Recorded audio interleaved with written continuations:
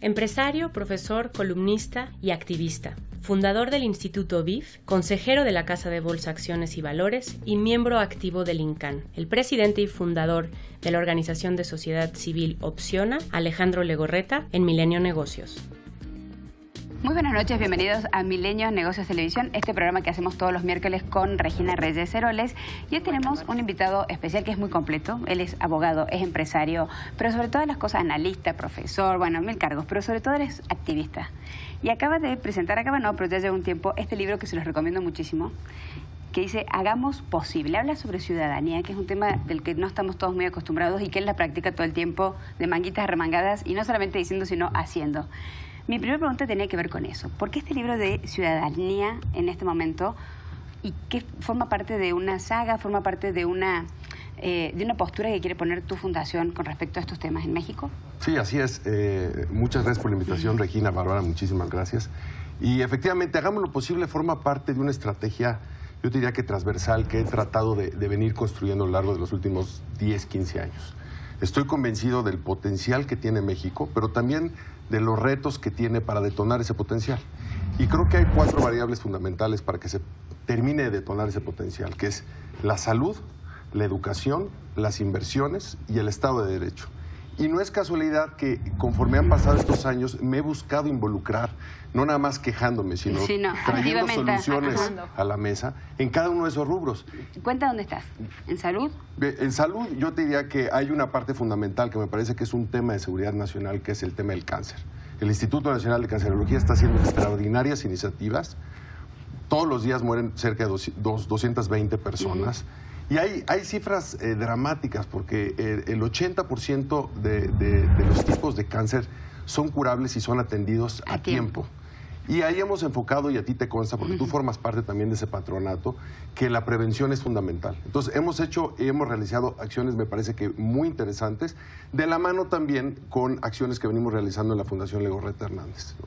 Que programas de salud, una serie de iniciativas que nos permitan tener yo diría que una sociedad mucho más sana, porque me parece que sin salud no hay nada. Es el principal, me parece que es la principal herramienta para tener estabilidad y buscar la felicidad, pero también es un extraordinario acelerador de la pobreza. Y por eso es que creo que es importante atender el tema de la salud. Luego viene el tema de la educación. En la educación he buscado involucrarme no nada más en el patronato, sino en el comité directivo de Mexicanos Primero.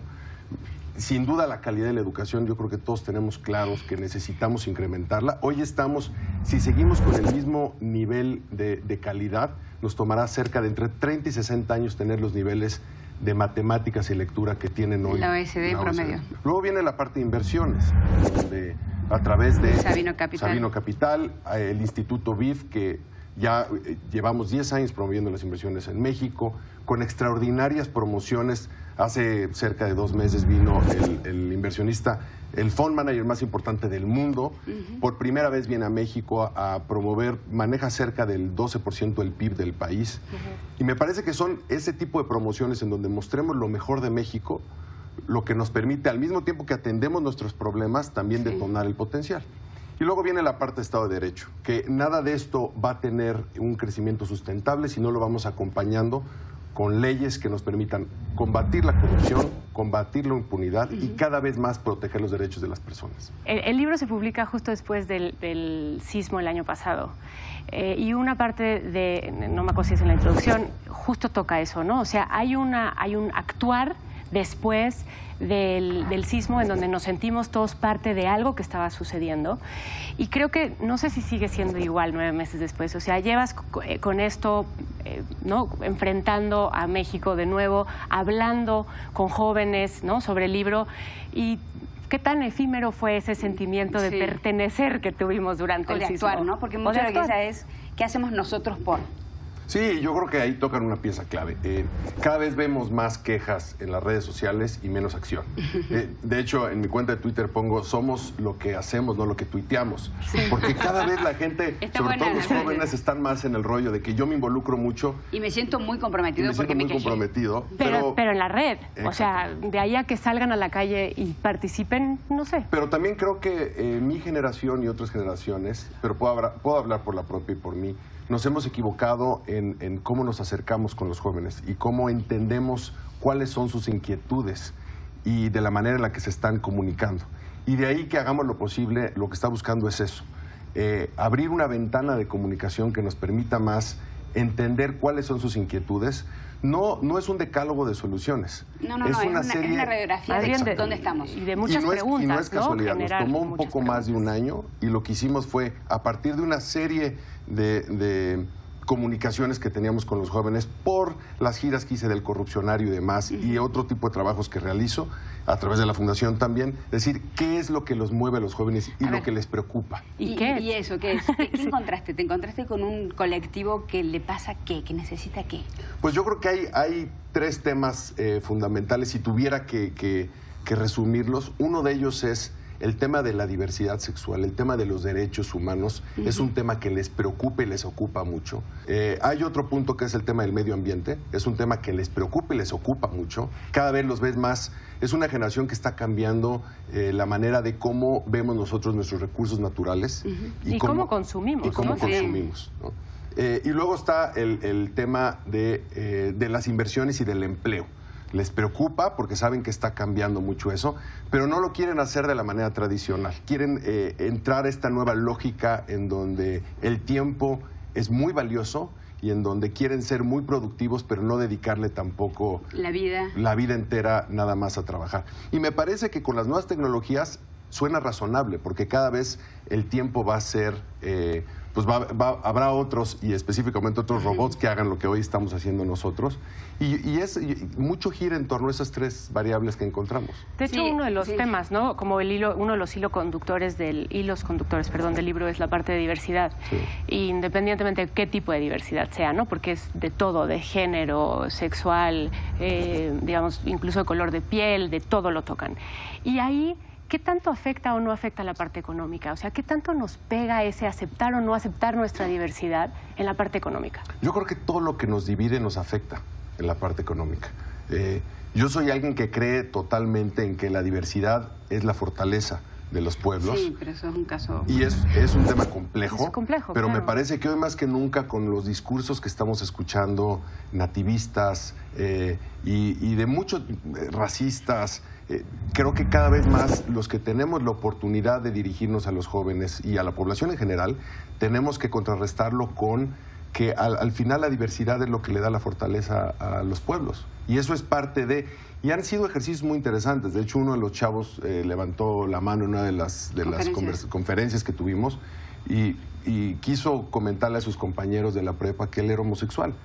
Y el ejercicio le sirvió seguramente para obtener mucho más seguridad y para empezar a cuestionar a sus compañeros si eso estaba bien o mal, porque nuevamente el libro no pretende decir esto está bien y esto está mal. No, y es un libro es una radiografía de los qué, no hay un solo cómo aquí. Así es, y la idea es invitar a los jóvenes al pensamiento crítico.